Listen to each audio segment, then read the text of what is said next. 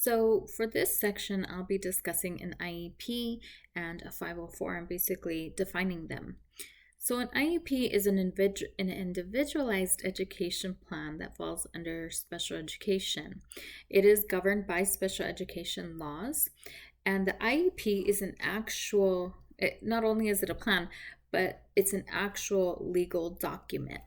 Okay, and this is for students with physical or learning disabilities.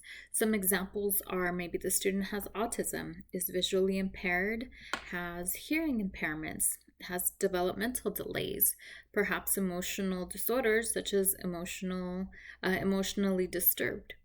And lastly, what I want to point out is that as far as like the teaching side of things and the support there in the classroom, a teacher has to have specialized instruction to be able to meet the students' needs. So for a 504, what is a 504 plan?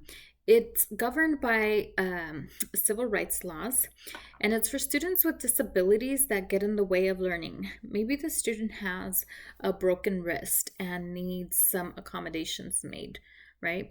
So it doesn't require specialized instruction. It requires accommodation.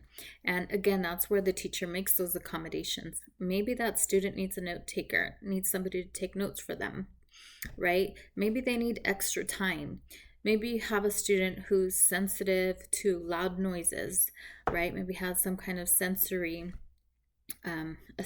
issue and they need some quiet space while they're working. It's making those accommodations to meet their needs. So commonalities that they both share. One, these are plans they're plans to meet student needs, and they can actually work together. So these plans can work in tandem.